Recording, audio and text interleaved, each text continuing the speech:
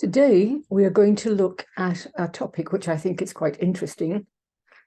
And perhaps we haven't heard of some of the things I'm going to be talking about. Some other, yes. So let's see. We're going to share my screen.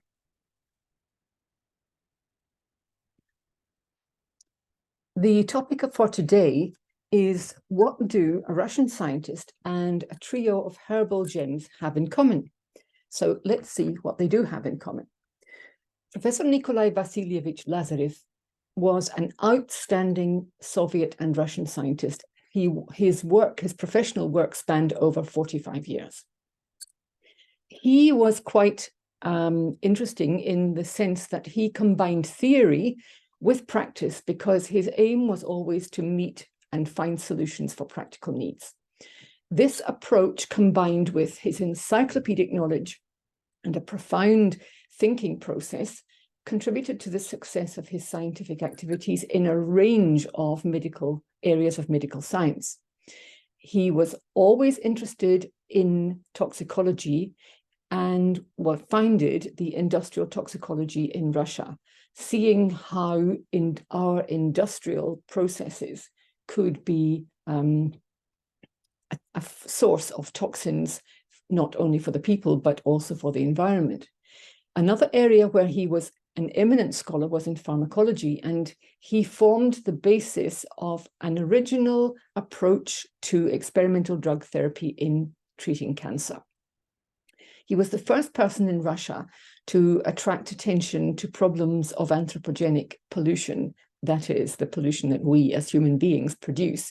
I suppose really this was like an offset of his toxicology interests, and how we pollute the environment. He proposed the idea that there was a real need to organize a new scientific and practical trend, which he called geohygiene, which basically would be involving eliminating where possible and reducing the kind of environmental pollution that we produce, not just things that are obvious like smoke and carbon emissions, which are a buzzword today, but also things that we don't see and that everyone seems to be pushing for, like electromagnetic pollution with 4G, 5G, 7G, 9G, and all kinds of things that they are pushing forward. The thing is that Professor Nikolai Vasilievich Lazarev, his work was scarcely known outside the Soviet Union and related areas because of the conditions which reigned at the time of the Cold War. So in the West, his work was really not very well known until much more recently. So what does he have to do with what we're going to be talking about today? During the World War, the rates of desertion, depression, and suicide among soldiers was extremely high. And so the Soviet government commissioned him to find a solution. They told him that he could use any means available to him using any kind of components that he thought would produce the results, so long as he achieved the results which they needed. In response to this petition, out of all the substances available to him, Lazarev formulated a complex of 3 herbal constituents, which he considered to be the optimum solution. This was a complex containing rhodiola, ashwagandha, and schisandra. Not only did he determine which 3 plants would be providing the optimum solution, but also the proportions in which they should be available in this complex. So rhodiola was the major player with 500 milligrams, and ashwagandha and schisandra at 150 milligrams each. So these constituents are the foremost adaptogenic plants for controlling stress, alterations in the central nervous system, and improving sleep, which clearly, in the case of the problem which he had been asked to resolve of depressed soldiers and suicide and all these conditions, then obviously these were points which were very much in favor of these plants. So what are adaptogenic plants? Adaptogenic plants contain substances known, logically enough, as adaptogens, and these adaptogens help to regulate and balance the emotional and energy responses of the organism when it is confronted with a stressful situation. And they do so in a natural way and without toxicity. They also help the organism respond to and cope with stressful situations in an appropriate manner. That is, not too much and not too little, and to facilitate a more rapid improvement in the physical and emotional state once that stressor has been removed. They're not stimulants like caffeine, guarana, or ephedrine, for example, or neither are they symptomatic plants like valerian or linden blossom, which have shorter term effects of up to like 4 hours. These are regulatory plants which work over a longer span of time. So what are the benefits of this synergy of rhodiola, ashwagandha, and schisandra? We all know that a synergy, anyone who's working with aromatherapy or zoopharmacognosy, essential oils, and so on, knows that a synergy is where several things are working together. And in a plant, the whole is greater than the sum of its parts. So having this synergy of rhodiola, ashwagandha, and schisandra means that the combination is more potent than each individual component. So this synergy helps to control stress and alterations in the nervous system, which might involve things like confusion, sadness, despondency, apathy, and fears, to name just a few. And in the case of our animals, these are very pertinent things for us to look at. Confusion is something which many animals suffer from, particularly if we're talking about dogs and horses and animals which have to cooperate with human beings, because frequently the confusion arises because our communication is not clear. We are asking animals to do things. They want to do what we are asking them to do, but they're not really quite sure what it is that we are asking them to do because we are not clear in how we put forward our request. Then sadness, despondency, and apathy are things which we see a lot in shelter animals, animals who are living in dog pounds or rescue situations, because they may have been abandoned, they may find that their environment is lacking in stimulus, they find it difficult to cope with all the noise and barking that may go on and so on. So these are situations which we often find under rescue situations and in pounds. Also fears. Many animals are afraid of quite a few things. So obviously this component of this synergy would be very helpful for a great number of animals. It helps to reduce anxiety, which may result from depression, and thus bring calm. And we know that an animal that is calm and is free from anxiety and fear is an animal which can learn. If we are afraid and anxious, we simply cannot learn. It improves sleep disorders, both in terms of the quality of sleep and in the quantity of sleep. We know that dogs need to sleep quite a lot of hours each day. And often the quality of sleep is not sufficient because they're not getting enough REM sleep to enable them to process all the things that are going on in their environment. The synergy also enhances physical and intellectual performance because it's a tonic. It improves concentration, which clearly helps animals to learn. It provides greater mental clarity and improves the reflexes. And this also helps with learning and being able to cope with situations. It improves sporting performance because it improves resistance. And this would be of great importance for animals involved in sporting work of any kind. It reduces fatigue and increases energy. It also improves the state of mind and allows the animal to have a more positive outlook. If the animal's outlook on life can become more positive, then the situation which it is living through may become less of a burden on it. This synergy also protects and regulates liver function because cortisol, the stress hormone, is excreted through the liver. And we'll see exactly how this happens and which of these three plants is more responsible for this function. The synergy is also anti-inflammatory and antioxidant because, as we know, stress produces inflammation and oxidation of the organism. So let's look at adaptogenic plants and how they are involved in control of stress and disorders of the nervous central system. Stress, as we know, is a physiological response. It's the physical and emotional tension which arises in response to a stressor. And the stressor can be an external stressful situation, or it can be stress arising from some emotion or mental situation which any organism, us or any of our animals, may be feeling. But we shouldn't regard stress as always bad. Stress is actually a defense mechanism. It is an evolutionary lifesaver, and it's designed to set in motion a chain of physiological and mental resources in the organism so that our responses will be quicker and stronger, and we will be better able to make life-saving decisions. If we look at, for example, a zebra or an antelope in the African savannah, and suddenly it realizes that there is a lion stalking and about to pounce, then the stress situation arises, fight or flight response. In the case of herbivores, it's always going to be flight.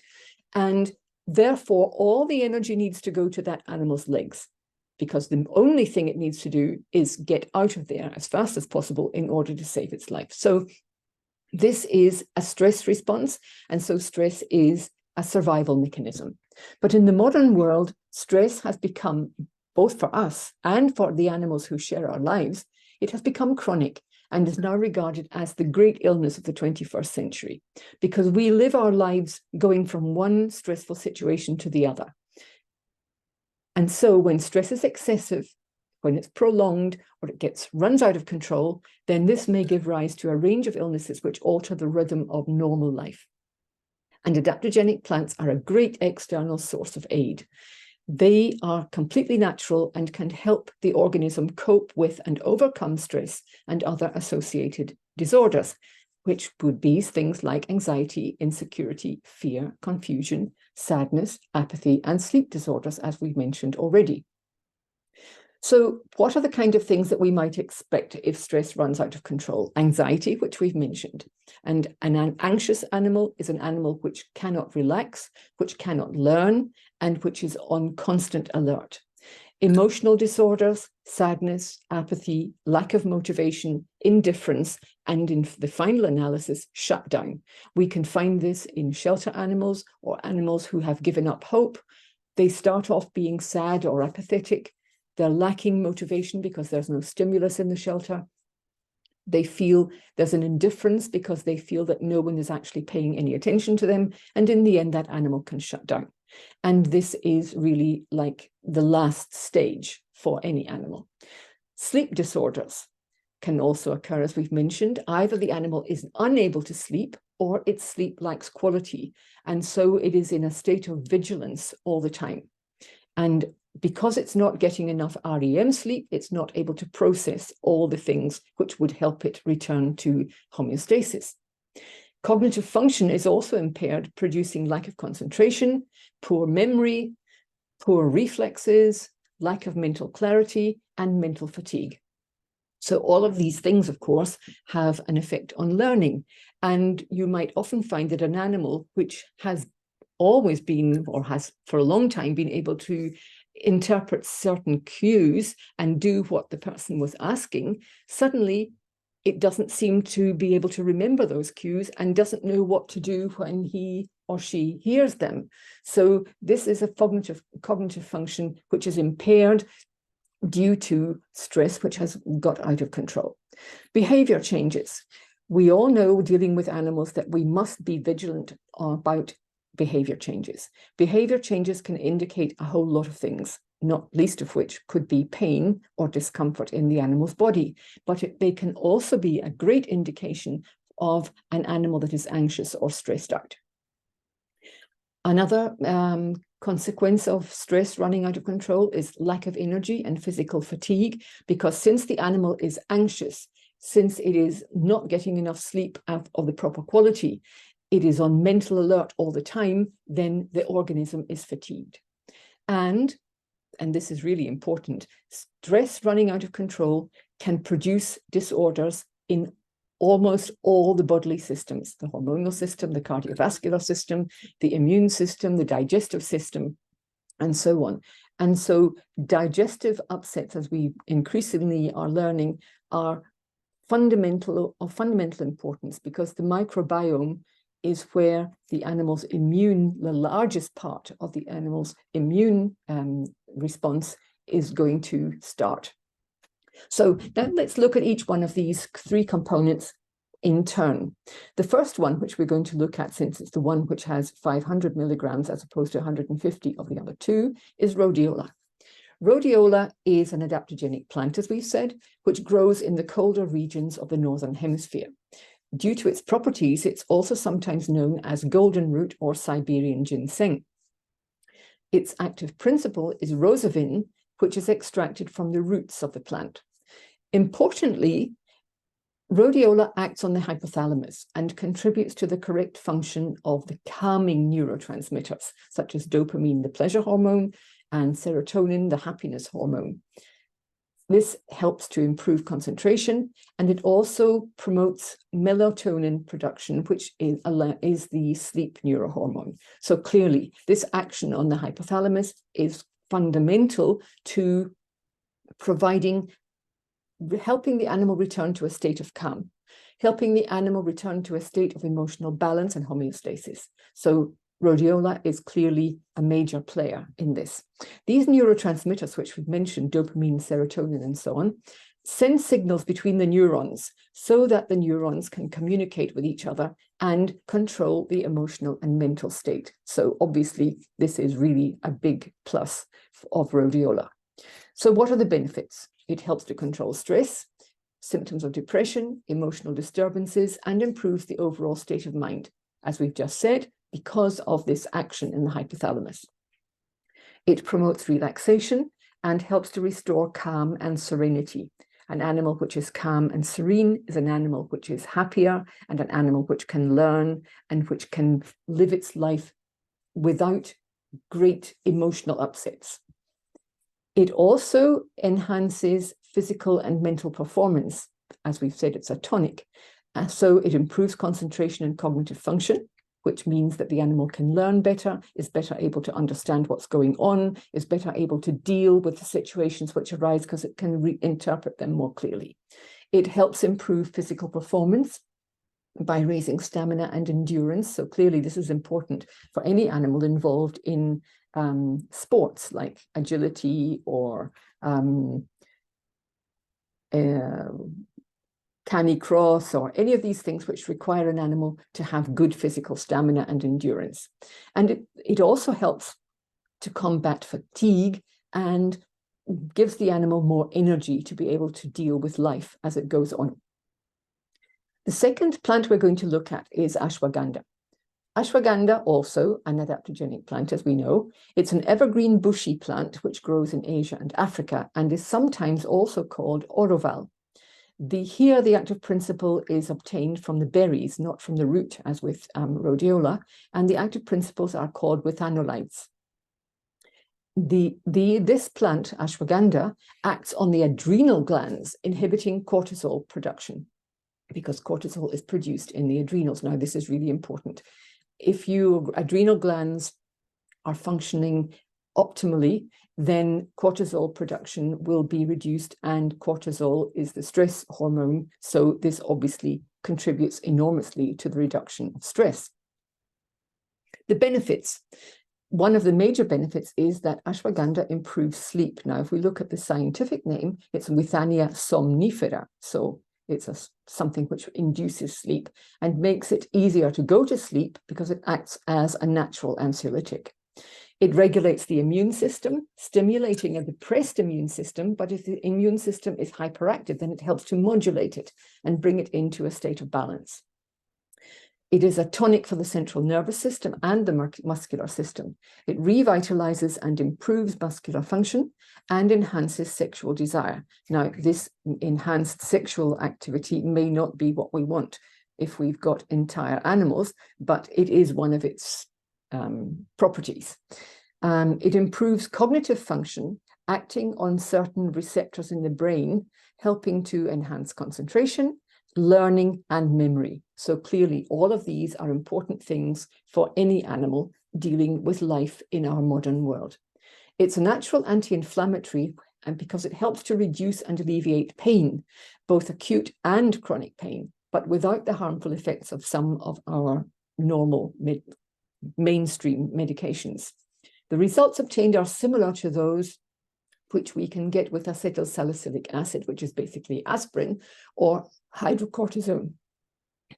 It controls inflammation in tissues and organs, which can be produced due to bacterial translocation produced by stress.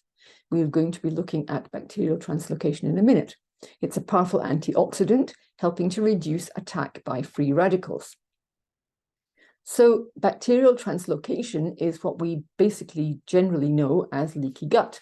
And this is when bacteria migrate from the intestinal lumen to the lymph nodes and then to organ structures and tissues, causing inflammation and a whole range of disorders. If we look at this image, we'll see on the left that these cells are very close together. There are no spaces between them.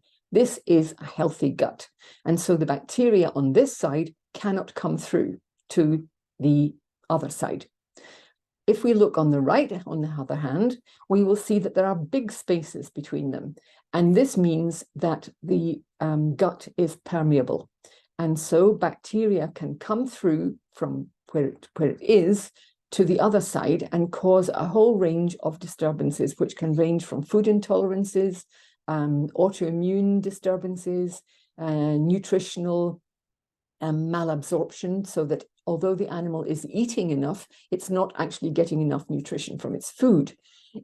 They can also cross the blood-brain barrier, which is a major thing that we really don't want to be happening, and it can cause systematic inflammation. So clearly, this is something that we would want to avoid at all costs. And this kind of inflammation, one of the major factors, as we see it at the top, is stress. Stress and toxins, two major things which we have in our modern world. We're surrounded by toxic things, from household cleaners to what's in the air and the water, food particles, drugs, so many drugs are given, pathogens, and organ malfunction. The third plant is Schisandra. It's another adaptogenic plant, as we know, and it is a native to northern China. This is a climbing plant, very aromatic. It has woody stems which can reach up to about 8 meters in height. The active principle here is called schisandrin and is also obtained from the berries like in ashwagandha and not from the root as in rhodiola. The benefits of Schisandra are that it is an antioxidant which helps to slow attack by free radicals, these micromolecules which bombard the cells of the organism. And by doing so, slowing this attack, it slows the aging process. Now, the aging process isn't just having wrinkles on our faces. The aging process affects all parts of the organism, all the tissues, all the organs. So if we can help reduce this aging process in our animals, then we are likely to have animals which are healthier for longer. It's an energizing plant, reducing fatigue and improving the organism's response to stressors, which is what we want. Because if an animal is able to better withstand stressful situations, then it's clearly not going to be stressed so much. It helps improve states of depression, stress, and insomnia. And it also has a protective effect on the liver. Now, this is really important. It contains active principles which stimulate liver function and repair, because we know that the liver can repair itself. And it helps prevent liver damage and normalizes liver function. Because as we've said, cortisol, the stress hormone, is excreted through the liver. We know that the liver is one of the major cleansing organs of the body. So all kinds of toxins and pathogens can be excreted through the liver by different processes. So having a strong, good, well-functioning liver is really important. And in this image, we'll see the difference between a healthy liver on the left and a damaged liver on the right. And stress produces a process and increases the process of peroxidation of fats, and this contributes to liver damage.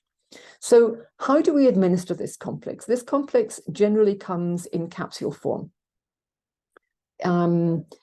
In Spain, it is made by a company called Natisal, but in other countries, probably other laboratories are producing a similar thing. So the important thing is to look at the the packaging and see whether the proportions are right. Rhodiola 500 milligrams, ashwagandha and schisandra 150 milligrams each. That would be the ideal proportions for this. So since this is made essentially as a human complex, for adults, human adults, 2 capsules per day are recommended initially, at least, to kickstart the whole process. This same posology would be adequate for a large dog, giving 1 capsule in the morning and 1 capsule at night. Then for medium-sized dogs, 1 capsule per day would be sufficient, and for smaller dogs, 1 capsule every 2 to 3 days.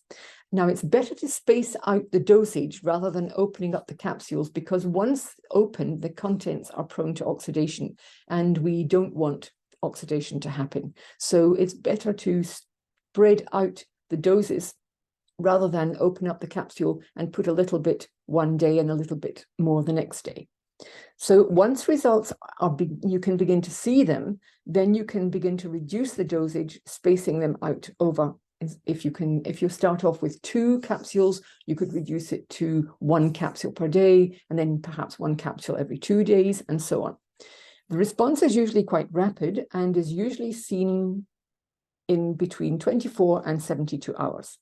And a major plus is that the complex does not cause dependency. So really, I think this is a complex which we should make an effort to find and have on hand. We may need it for ourselves, and we, at some point in our animals' lives, we will probably certainly need it for them. So I think this is something quite interesting. So thank you for your interest and for paying attention, and I look forward to seeing you again soon.